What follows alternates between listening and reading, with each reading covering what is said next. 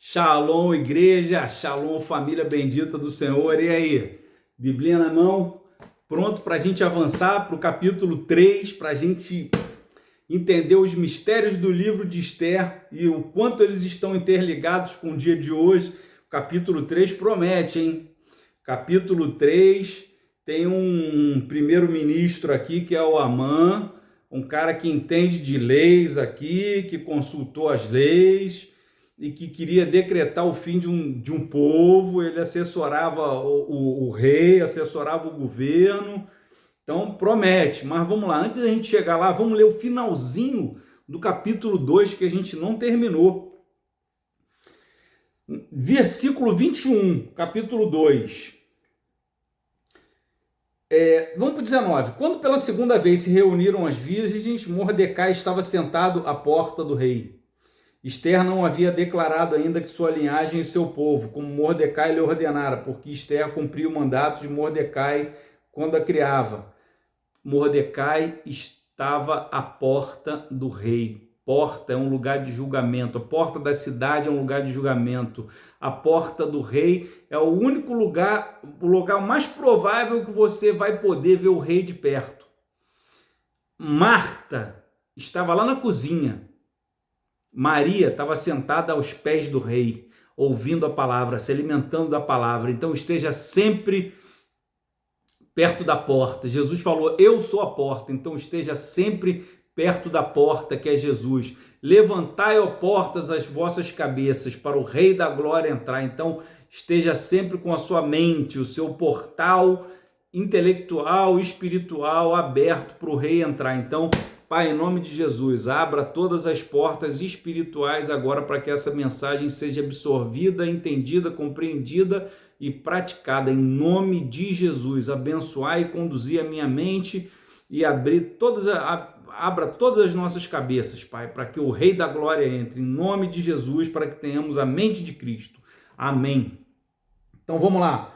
Naqueles dias, estando Mordecai sentado à porta do rei, versículo 21, dois eunucos do rei, dos guardas da porta, Bigtan e Teres, sobremodo se indignaram e tramaram atentar contra o rei. Se indignar, eles estavam irritados. Esse rei está fazendo não sei o quê, estou gostando não gostei dessa atitude dele. Vamos fazer o seguinte, vamos matar ele. Tramaram atentar contra o rei Assuero.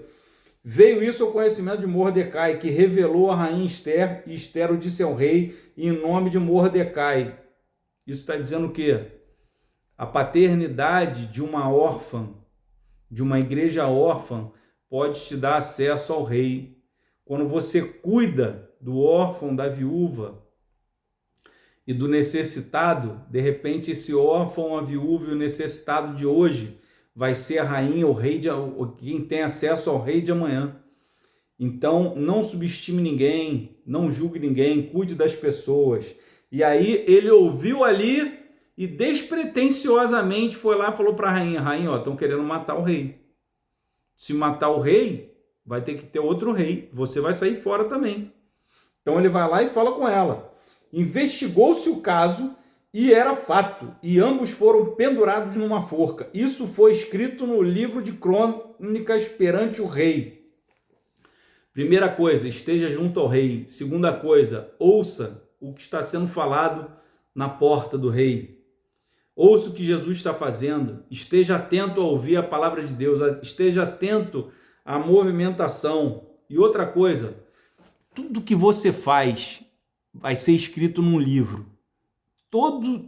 Todas as suas atitudes, toda palavra nossa, a gente vai ter que dar conta. Então, todas as nossas ações, todas as nossas obras vão ser provadas pelo fogo. Então, aqui foi escrito no livro de crônicas, mas a nossa história também vai estar escrito lá. E guarda aqui, porque essa história foi... Ele salvou a vida do rei e ficou registrado. Depois dessas coisas, o rei Assuero engrandeceu Amã, filho de Amedata, o Agagita, e o exaltou, e lhe pôs no trono acima de todos os príncipes que estavam com ele. Todos os servos do rei que estavam à porta do rei se inclinavam e se prostravam perante Amã, porque assim tinha ordenado o rei a respeito dele. Mordecai, porém, não se inclinava nem se prostrava. Por quê? somente ao Senhor teu Deus adorarás e se prostrarás e prestarás culto. Mordecai ele não se prostrava, não deixava de se prostrar por rebeldia, mas por obediência ao Rei dos Reis, Senhor dos Senhores. E aí, então os servos do rei que estavam à porta do rei disseram a Mordecai: por que transgrides a ordem do rei? Sucedeu, pois, que dizendo eles isso, dia após dia, não lhes dando ouvido, fizeram saber a Amã. Ou seja, tem sempre alguém de olho naquilo que você está fazendo para levar para o Amã. Sucedeu, pois, que dizendo isso, não é Amã, né? Porque ele tinha declarado que era judeu. Vendo, pois, Amã que Mordecai não se inclinava, nem se prostrava diante dele, encheu-se de furor, porém teve como pouco, olha só, nos seus propósitos, atentar contra Mordecai, porque lhe haviam declarado de que povo era Mordecai. Por isso procurou Amã destruir todos os judeus, por causa da atitude de Mordecai, ele queria matar todos os judeus que havia em todo o reino de Assuero, desde a Etiópia até a Índia. Agora vamos prestar atenção no texto? Depois dessas coisas, o Agagita. Amã era Agagita. Isso quer dizer que ele era da linhagem de Agag. Se ele era da linhagem de Agag, ele era malequita, porque no texto de Samuel diz que Deus mandou Saul matar todos os amalequitas, homens, mulheres, é assustador isso, né? Homens, mulheres, quem estava na barriga, criança de peito, animal, tudo, não era para deixar nada, nenhuma árvore em pé. E aí, quando o profeta Samuel chega lá, escuta balido de ovelha, barulhinho de boi, e fala: o que negócio é esse aí, ô Saul? Aí o Saul fala: não, para sacrificar. E o profeta Samuel diz assim, ó: é melhor obedecer do que sacrificar, não é para poupar ninguém. Por que você poupou a Agag? Agag não é um nome de pessoa, não é um nome próprio, embora tenha sido falado ali Agag. Agag é um título real, de família real, de nobreza, de linhagem. Por que você poupou a linhagem de Agag? Aí ele pega o Agag e despedaça na espada. Então o profeta, ele faz o quê? Despedaça na espada. Nossa, que coisa horrível, despedaçou na espada. Pois é, Davi também tacou a pedra na cabeça do Golias e depois ele foi lá e passou a espada no pescoço, arrancou a cabeça. Arrancar a cabeça, profeticamente, significa acabar com uma determinada mentalidade. Destruir uma mentalidade, acabar com uma mentalidade. Quando alguém fala assim, ó, vou cortar a cabeça, vou destruir essa mentalidade. Esse tipo de mentalidade não pode sobreviver. É por isso que faz assim, né? Então vamos lá. E Samuel despedaçou a Agag, mas alguém sobreviveu, porque afinal de contas, Amã era um agagita. E Deus falou: porém inimizade entre ti e a serpente, porém inimizade também entre o teu povo e o Amaleque. Então os amalequitas são inimigos dos judeus de geração em geração, como diz a Bíblia. Então fica atento aqui, ó. Ele não queria matar só o Mordecai, ele queria matar todo o povo por causa de Mordecai. E você vai ver o que acontece. Recentemente, na história, comparado, né? A gente vai ver Hitler querendo exterminar todo o povo judeu. Hoje, nos dias atuais, tem um povo que quer exterminar o povo judeu a qualquer custo. Então, existe um outro povo também que quer exterminar o povo cristão. Toda a cultura judaico-cristã que se baseia nesse livro aqui, ó, eles querem exterminar. Então, nós estamos vivendo esse tempo de perseguição. Esse tempo de perseguição aqui. Então, Amã pretende matar todos os judeus. No primeiro mês, que é o mês de Nissan, Nissan é o mês da Páscoa, gente.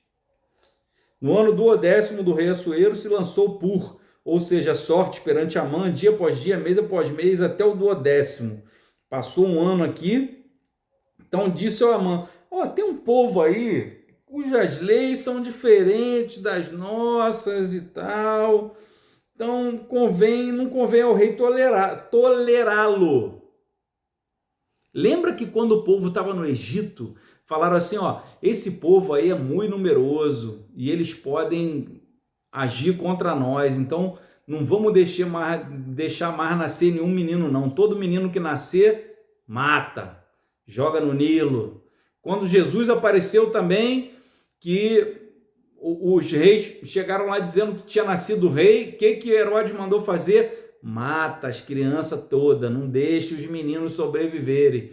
Então, toda vez que tem essas ideias, né, eu não posso falar a palavra aqui, interromper a vida de uma criança ainda no ventre, é uma ação porque está vindo uma geração de libertadores. Eles têm ódio do povo de Deus. Então, vamos lá. Sejam mortos. Outra coisa, se bem parecer o rei, decrete-se que sejam mortos e nas próprias mãos do que executarem a obra. Eu pesarei 10.000 talentos de prata para que entrem nos tesouros do rei. Pessoal, de onde ele vai tirar 10.000 talentos de prata, gente? Talento de prata é muito dinheiro. 10.000 talentos de prata é coisa de milhão. De milhão. Eu não sei quanto é, não. Depois eu procuro, bota aqui nos comentários. Procura aí na internet, bota nos comentários. Quanto vale 10.000 talentos de prata? Lembra que tinha aquela passagem bíblica onde um cara devia não sei quantos talentos, e aí acho que era 10 talentos de prata, e aí o outro devia não sei quantos denários, somente 100 denários para ele. E ele é o credor incompassivo, ele não perdoa e vai parar na cadeia. Lembra? Era muito dinheiro, era um dinheiro incalculável, era uma dívida impagável que foi perdoada. Então, olha aqui, o cara prometeu 10 mil. Da onde ia sair 10.000 talentos? Da onde saiu também todo o dinheiro que financiou o exército alemão. Dinheiro de quem? Do judeu. Gente, para pensar, gente. Se você procurar quem são as pessoas mais ricas do mundo, são judeus. Se você procurar para ver quem é que mais ganha prêmio Nobel no mundo, judeu. Se você parar para pensar quem produz mais tecnologia no povo judeu. Deus abençoou o povo judeu com sabedoria. A Bíblia fala mais de dinheiro do que salvação. Mais de dinheiro do que salvação. Ou seja, ele pretendia matar os judeus e com o próprio dinheiro dos judeus botar esses 10.000 talentos. Ou seja, vamos destruir eles porque eles são abençoados, eles têm dinheiro, têm grana, têm provisão, nós vamos tomar tudo. O rei decreta a morte dos judeus no dia 13 do primeiro mês, segundo ordenou Amã. Gente, decretou a morte no dia 13 do primeiro mês. Gente, o primeiro mês é o mês de Nissan. Se você for olhar em Êxodo 12:2, estou suando aqui. Êxodo 12:2 diz assim, ó: seja esse os primeiros dos meses, contai 2 semanas e mata o cordeiro. E pegou aqui no dia 14 para matar o cordeiro. Aqui no dia 13 saiu um decreto que era para matar todo o povo judeu. Isso é coincidência? Não é coincidência, não é coincidência. Segundo ordenou Amã, tudo se escreveu, os sátrapas, os governadores e e todos os moços e velhos e tal. Enviaram cartas e tal. Tais cartas encerravam o traslado, os correios impelidos do rei partiram e a lei se proclamou na cidadela de Suzã, e Amã e o rei assentaram-se para beber. Mas a cidade de Suzã estava perplexa. No próximo episódio, a gente vai estudar a fundo capítulo 4, mas a gente tem que entrar aqui, ó. Quando soube Mordecai tudo quanto havia se passado, rasgou suas vestes, se cobriu, se indignou. A gente tem que se indignar com esses decretos. Vestiu-se de pano de saco e cinza e saindo pela cidade clamou com grande e amargo clamor. Ele rasgou as vestes, se indignou, mas ele foi para a rua fazer protesto, quebrar coisa, destruir alguma coisa, tacar fogo nas coisas. Ele tentou entrar no palácio, fazer alguma coisa. Não. Ele se vestiu de pano de saco e cinza, clamou com grande e amargo clamor e chegou até a porta do rei, porque ninguém vestido de saco, pano de saco, podia entrar pelas portas do rei. Se ele quisesse falar com a rainha, ele tinha acesso, ele botava uma roupa bacana. Mas você, quando tiver uma coisa assim que te incomoda, você vai buscar o rei, que é Jesus. Você vai buscar a Jesus. Então vamos bater esse capítulo 3 aqui. Então vamos lá. Vamos fazer um resumo aqui. Então, ó, num primeiro nível aqui, ó, Amã decreta morte dos judeus. Amã planeja destruir todos os judeus, faz o sorteio de Pur, o dia da execução, o dia do decreto, tudo ali está amarrado. Então vamos lá, o mal ele é organizado, ele é estratégico, ele planeja, ele ficou um ano planejando, mas Deus ele conhece os ciclos, não foi à toa que foi no mês de Nissan, perto da Páscoa. E aí Amã ele simboliza o símbolo da opressão, mas Deus conhece todos os ciclos. Amã não é uma pessoa, é uma entidade do mal. Lembra que Deus fala assim, ó, para um governante, que ele fala assim, andavas por pedras afogueadas e tal. Ele conhece o próprio Satanás investido nas pessoas. Talvez você pense em algum líder político que quando você olha para ele, você vê o próprio diabo, você vê o próprio mal. Tem pessoas que você olha no seu convívio, no seu ambiente de trabalho, que você sente uma opressão, uma maldade. Você sabe que tem uma entidade ali por trás oprimindo e governando aquelas pessoas ali para o mal. Você vê que Hitler era um cara assim. Era um homem dominado pelas trevas. Era um Amã. Era um arquétipo de Amã. É um arquétipo do diabo. Então, existem ciclos de guerra atual, espiritual, e tem o tempo de ação de Deus. Então, veja que Deus já preparou coisas, né? Então, vamos lá. A aplicação prática disso aqui, nós precisamos discernir os tempos espirituais antes de agir. Nós precisamos entender as estações de Deus, o que Deus quer fazer. Nós precisamos identificar as estratégias do inimigo para que a providência de Deus se manifeste. A gente tem que estar atento. Para ver notícia o dia todo, Marcelo? Não, mas as notícias vão chegar até você. Deus vai fazer você saber aquilo que você precisa saber, não precisa procurar. A notícia vai chegar até você. E quando a notícia chegar até você, aí sim, aí você vai agir. E aí você vai fazer o quê? Você vai tentar matar o Amã? Não, você vai se humilhar com jejum, com oração, com pano de saco e cinza. Você vai para a porta do rei de novo para tentar ouvir o rei. E a pergunta reflexiva que eu deixo para você é a seguinte: nós estamos atentos à estratégia do inimigo, nós estamos preparados para agir no tempo certo de Deus? Porque Mordecai, ele foi lá buscar a rainha, ele tinha acesso à rainha. Você tem acesso à noiva, você tem acesso à igreja, você tem como falar para a igreja, porque no próximo capítulo ele vai falar para Esther. Nós precisamos falar com o rei. Nós precisamos nos preparar para isso. Para você entrar na sala do trono com ousadia, você entra, porque o Santo dos Santos está aberto. O véu foi rasgado e pela morte do sumo sacerdote, que é Cristo, que sacrificou a si mesmo, nós temos acesso ao Pai das Luzes, ao Pai Celestial.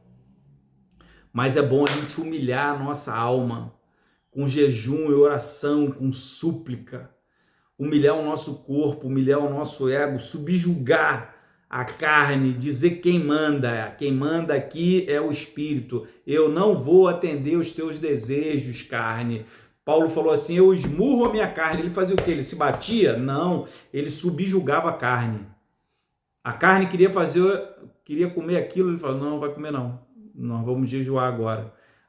o cérebro dele pensava uma coisa, ele não, vamos fazer outra. Mesmo assim, Paulo falou assim, aquilo que eu quero fazer, eu não faço, e aquilo que eu não quero fazer, eu acabo fazendo. Mas isso é no meio da jornada, quando Paulo adquiriu a mente de Cristo, aí pronto, aí já não fazia mais, aí ele já estava com outra mente, combatia o bom combate. Então, fala para mim, nesse capítulo 3, o que você achou mais interessante, qual versículo te chamou mais atenção, qual a palavra, qual a lição aprendida aqui?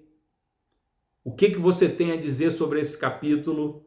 E entenda, existe alguém que quer destruir o povo de Deus. Existe já uma perseguição contra a igreja. Existe uma perseguição contra os líderes religiosos.